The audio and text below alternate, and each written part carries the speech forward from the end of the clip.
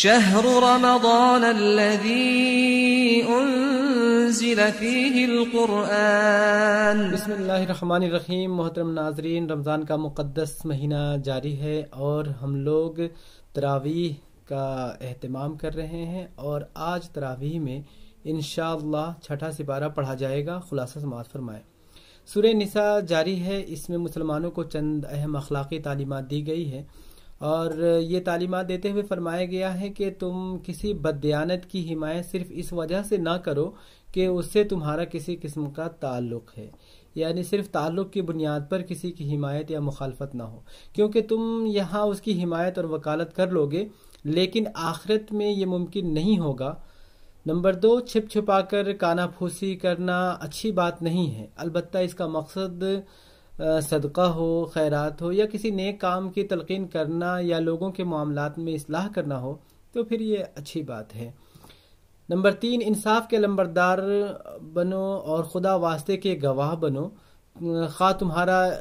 تعلق، خواہ تمہارے انصاف اور تمہاری گواہی کی زد میں تمہاری اپنی ذات یا تمہارے والدین اور رشتہ دار ہی پر اس کی زد کیوں نہ پڑتی ہو، لیکن پھر بھی حق کے گواہ بنو۔ شرک کو سخت ترین جرم قرار دیتے ہوئے فرمایا گیا ہے کہ اللہ کے یہاں ہر جرم کی معافی ہو سکتی ہے، ہر جرم معاف ہو سکتا ہے، لیکن شرک کی بخشش نہیں ہے۔ یہ بھی بتایا گیا ہے کہ جنت میں داخلہ نیک کام کرنے والی اور ہر عورت اور ہر مرد کو ملے گا، لیکن شرط یہ ہے کہ وہ مومن ہو، یعنی ایسا نہیں ہے کہ کوئی مومن نہیں اور اس کا داخلہ جنت میں ہوگا، یہ کسی بھی صورت ممکن ہی نہیں ہے۔ نماز کے لیے کسمساتے ہوئے اٹھنے اور محض دکھاوے کے لیے نماز پڑھنے کو منافق کی علامت اور یہ دکھاوے ریاکاری کی نماز کو منافق کی علامت قرار دیا گیا ہے اور بدگوئی سے روکا گیا ہے، اور تعلیم دی گئی ہے کہ اگر تم ظاہر و باطن میں بھلائی ہی کیے جاؤ یا کم از کم برائی سے درگزر کرو تو اللہ بھی درگزر کرنے اور معاف فرمانے والا ہے۔ اہل کتاب کی تمام غیر اخلاقی حرکتوں اور نافرمانیوں اور عہد شکنیوں کا ذکر کیا گیا اور بتایا گیا ہے کہ ان کے اس ظالمانہ رویے، نیز سود کھانے اور دوسروں کا مال ناجائز طریقے سے کھانے کی وجہ سے ان پر بہت سی پاک اور حلال چیزیں بھی حرام کر دی گئیں۔ دعوت و تبلیغ پر بھی گفتگو کی گئی ہے۔ اسلام جس بات کی طرف بلاتا ہے اس کی وضاحت کرنے کے ساتھ یہودیوں، عیسائیوں اور مشرکین کے غلط مذہبی تصورات اور غلط اخلاق و اعمال پر تنقید کر کے ان کو دین حق کی طرف دعوت دی گئی ہے اور دین حق کی طرف بلایا گیا ہے۔ اس ضمن میں فرمایا گیا ہے کہ نبی صلی اللہ علیہ وسلم پر جو وحی نازل ہو رہی ہے یا جو وحی کا سلسلہ ہے وہ کوئی نئی چیز نہیں ہے، کوئی نئی بات نہیں ہے، بلکہ اس سے پہلے ابراہیم علیہ السلام سے لے کر حضرت حضرت عیسیٰ علیہ السلام تک جتنے بھی، یعنی ابراہیم علیہ السلام سے جو وہ لوگ اپنا تعلق جوڑتے تھے تو وہاں سے لے کر معاملہ حضرت عیسیٰ علیہ السلام تک جتنے بھی نبی آئے سب پر اسی طرح وحی نازل ہوتی رہی ہے، یعنی وحی کا سلسلہ جاری رہا ہے۔ عیسائیوں کے عقیدہ تثلیث کا ابطال کرتے ہوئے فرمایا گیا کہ معبود تو بس ایک اللہ ہی ہے، یعنی صرف اور صرف اللہ ہی ایک معبود ہے اور وہ اس سے بالاتر ہے کہ اس کا کوئی بیٹا ہو۔ مسیح علیہ السلام نے کبھی اس بات کو عار نہیں سمجھا کہ وہ اللہ کا ایک بندہ ہے، یعنی حضرت عیسیٰ علیہ السلام نے بھی خود کو اللہ کا بندہ قرار دیا، اور اللہ کا بندہ ہونا یہ کوئی عار کی بات نہیں ہے۔ تو اس لحاظ سے یہ کہنا کہ عقیدہ تثلیث یہ کسی صورت درست نہیں ہے، یعنی الہ اور معبود صرف اور صرف اللہ ہے۔ آخر میں میراث سے متعلق چند مزید احکام دیے گئے ہیں۔ نمبر 1 مثال کے طور پر کلالہ ہے، تو وہ شخص کلالہ کہیں گے وہ شخص کو، یعنی وہ شخص جو لاولد بھی ہو اور جس کے باپ اور دادا بھی زندہ نہ ہو، یعنی باپ دادا کا بھی انتقال ہو گیا اور لاولد ہے، گویا ایک تنہا شخص ہو گیا ہے، تو ایسا شخص جسے کلالہ کہتے ہیں وہ مر جائے اور اس کی ایک بہن ہو تو وہ بہن اس کے ترکے میں سے آدھا حصہ پائے گی، یعنی اس بہن کو اس کے ترکے کا آدھا حصہ ملے گا۔ کسی کی بہن لاولد مرے تو اس کا بھائی اس کا وارث ہوگا۔ نمبر 3، اگر میت کی 2 بہنیں ہوں تو وہ ترکے میں سے 2/3 کی حقدار ہوں گی. اور چوتھی قسم، اور اگر کئی بھائی بہنیں ہوں تو عورتوں کا 1/2 اور مردوں کا 2 حصہ ملے گا. سورہ مائدہ یہاں سے شروع ہوتا ہے اور اس کے احکام یہاں سے جاری ہوتے ہیں. ملاحظہ فرمائیں، مسلمانوں کو نصیحت کی گئی کہ اگر مخالفین تمہارے ساتھ غلط سلوک کرتے ہیں، یعنی غلط رویہ اختیار کرتے ہیں، تو تم جواباً غلط سلوک کا موقع ہوتے ہوئے بھی ان کے ساتھ غلط سلوک نہ کرو. چنانچہ صلح حدیبیہ کے موقع پر کافروں نے مسلمانوں کو عمرہ کرنے سے روک کر جو زیادتی اور ظلم کیے تھے، اس ظلم پر مسلمانوں کو نصیحت کی گئی کہ ایک گروہ نے جو تمہارے لیے مسجد حرام کا راستہ بند کر دیا، اس پر تمہارے لیے تمہارا غصہ اور تمہارا غضب، تمہارا غصہ تمہیں اس قدر مشتعل نہ کر دے کہ تم بھی ان کے مقابلے میں ناروا زیادتیاں کرنے لگو. مدینہ میں جو اسلامی سوسائٹی قائم ہوئی تھی وہ اب ایک مستقل تہذیب کی شکل اختیار کر چکی تھی. ان حالات میں اس صورت میں اسلامی تہذیب کو مزید نکھارنے کے لیے کچھ ضروری احکام دیے گئے ہیں، یعنی حج کے آداب مقرر کیے گئے. اس سلسلے میں فرمایا گیا کہ احرام کی حالت میں کسی جانور کا شکار نہ کیا جائے، شاعر اللہ یعنی اللہ کی نشانیوں کی بے حرمتی نہ کی جائے، حرام مہینوں کو حلال نہ کیا جائے، قربانی کے جانور پر دست درازی نہ کی جائے، اور اللہ کے گھر کی زیارت کرنے والوں کو پریشان نہ کیا جائے. کھانے پینے کی چیزوں میں حرام و حلال کے قطعی حدود یعنی متعین حدود قائم کرتے ہوئے فرمایا کہ یہ چیزیں حرام کر دی گئی ہیں، مثلا مردار جانور، خون، سور کا گوشت، وہ جانور جو اللہ کے سوا کسی اور کے نام پر ذبح کیا گیا ہو، وہ جانور جو گلا گھوٹ کر یا چوٹ کھا کر یا بلندی سے گر کر یا پھر ٹکر کھا کر مرا ہو، سوائے اس کے کہ جسے زندہ پا کر ذبح کر لیا گیا ہو. تو یہ جو زندہ پا کر ذبح کیا گیا ہے تو اسے وہ تو جائز ہے.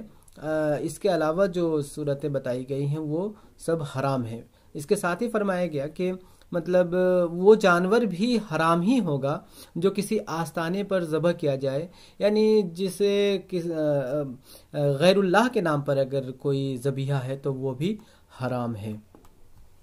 جو چیزیں حلال کی گئی ہیں ان کی بھی تفصیل بتائی گئی کہ ہر پاک چیز، جتنی بھی پاک چیزیں ہیں وہ حلال کر دی گئی ہیں. جیسے سدھائے ہوئے شکاری جانور، جس جانور کو پکڑ لیں، یعنی ایسا جانور جسے ٹرینڈ کیا گیا ہو اور وہ پھر شکار کر کے لائے اور پھر اسے ذبح کر کے اگر اسے ذبح کریں تو وہ پھر حلال ہے. لیکن شرط یہ ہے یعنی تمام صورتوں میں کہ ذبح جو ہو وہ اللہ کے نام پر ہو، یعنی اللہ کے نام پر جو ذبیحہ ہوگا، ایسے جانور جسے اللہ نے جائز قرار دیا ہے تو ہی جائز ہے، ورنہ تو ناجائز ہے. دور جاہلیت کی خود ساختہ پابندیوں کو ختم کر دیا گیا. چنانچہ فرمایا گیا کہ تمہارے لیے ناجائز ہے کہ پاسوں کے ذریعے سے اپنی قسمت معلوم کرو، یعنی فال نکال کر پاسا پھینک کر جو لوگ اپنی قسمت معلوم کرتے ہیں یا پھر فال نکالتے ہیں، اس کے سلسلے میں اس کی مذمت بیان کی گئی ہے کہ وہ ناجائز ہے. اس حکم کے ذریعے سے مشرکانہ طریقے سے فال نکالنے، توہم پرستی کی بنیاد پر فال نکالنے اور جوئے کی قسم کے وہ سارے کھیل، ان تمام کھیل کو حرام قرار دیا گیا. تو یہ سب دور جاہلیت میں ہوا کرتا تھا، تو اس کو یہ سارے کام، یہ ساری قسمیں جو فال نکالنے کی ہے اس کو حرام قرار دیا گیا ہے. اور یہ بتایا گیا کہ جن چیزوں کی بھی تقسیم اور یعنی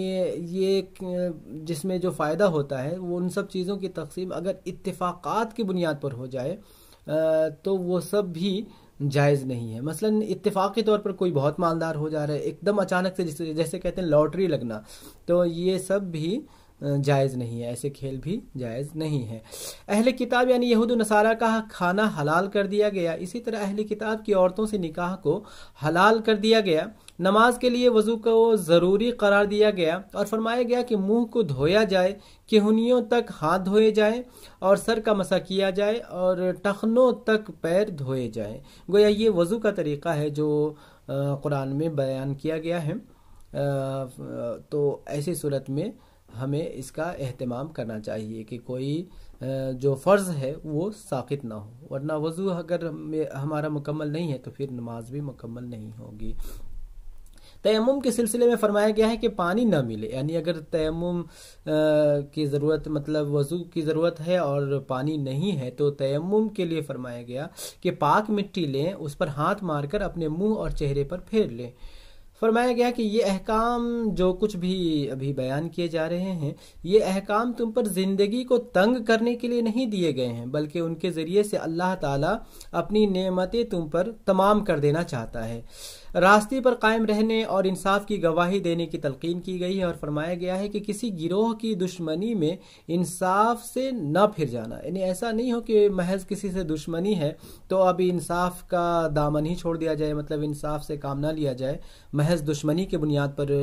اس سے معاملہ کیا جائے، تو ایسا نہیں ہونا چاہیے، بلکہ عدل و انصاف کا دامن ہمیشہ تھامے رہنا چاہیے، وہ کبھی نہیں چھوٹنا چاہیے۔ یہودیوں اور عیسائیوں کو تفصیل سے ان کی غلطیاں بتائی گئی ہیں اور انہیں نبی کریم علیہ الصلوۃ والسلام پر ایمان لانے کی دعوت دی گئی ہے۔ اس سلسلے میں فرمایا گیا کہ اللہ تعالیٰ نے بنی اسرائیل یعنی یہودیوں سے پختہ عہد لیا تھا اور یہ کہا تھا، اگر تم نے نماز قائم رکھی اور زکوٰۃ میرے رسولوں کو مانا اور ان کی مدد کی اور اپنے خدا کو اچھا قرض دیتے رہے، یعنی اللہ کی راہ میں خرچ کرتے رہے، تو یقین رکھو کہ میں تمہاری برائیاں تم سے ختم کر دوں گا اور تم کو ایسے باغوں میں داخل کروں گا جن کے نیچے سے نہریں جاری ہوں گی۔ لیکن انہوں نے اپنا یہ جو عہد تھا یہ عہد توڑ ڈالا۔ ان کے اس جرم کی سزا کے طور پر اللہ تعالیٰ نے انہیں اپنی رحمت سے دور کر دیا اور ان کے دل سخت کر دیے۔ اسی طرح عیسائیوں سے بھی پختہ عہد لیا گیا تھا، انہوں نے حضرت عیسیٰ علیہ السلام کا مددگار ہونے کا اعلان کیا تھا،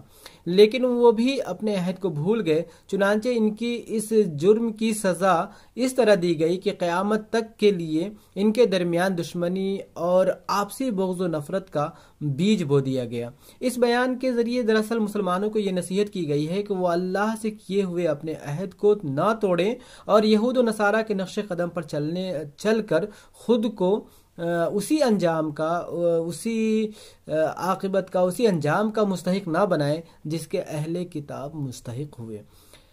جو لوگ اللہ اور رسول سے جنگ کرتے ہیں اور زمین میں فساد پھیلانے کی کوشش کرتے ہیں، ان کی سزا یہ بتائی گئی کہ انہیں قتل کر دیا جائے یا سولی چڑھا دیا جائے، یا ان کے ہاتھ اور پاؤں کو مخالف سمتوں سے کاٹ ڈالے جائیں، یا وہ جلا وطن کر دیے جائیں۔ یہ تو دنیا کی سزا ہے، اور ورنہ آخرت میں اس سے بھی بڑی سزا ان کے لیے مقرر ہے۔ مطلب دنیا میں بھی سزا دی جائے تو یہ سخت جتنی بھی جو سزائیں ہیں یہ سزائیں ان کے لیے ہیں، لیکن آخرت میں تو اس سے بھی سخت ترین سزا ان کے لیے مقرر ہے۔ انسانوں کے قتل کو جرم قرار دیتے ہوئے فرمایا، جس نے کسی انسان کو خون کا بدلہ لینے یا زمین میں فساد پھیلانے کے سوا کسی اور وجہ سے قتل کیا، اس نے گویا تمام انسانوں کا قتل کر دیا، اور جس نے کسی کی جان بچائی اس نے گویا تمام انسانوں کو زندگی بخش دی۔ چوری کی سزا بتائی گئی کہ چور مرد ہو یا عورت دونوں کے ہاتھ کاٹے جائیں گے۔ اس کے بعد تورات اور انجیل کی اصل تعلیمات کا ذکر کرنے کے بعد فرمایا گیا کہ یہ قرآن ان کتابوں کی تصدیق کرتا ہے اور اس کی تعلیم بھی وہی ہے۔ ساتھ ہی یہ تنبیہ بھی کر دی گئی کہ جو شخص اللہ کی نازل کردہ کتاب کے مطابق فیصلہ نہیں کرے گا وہ کافر اور ظالم قرار دیا جائے گا۔ اللہ تعالی ہم سب کو حسن عمل کی توفیق عطا فرمائے، آمین۔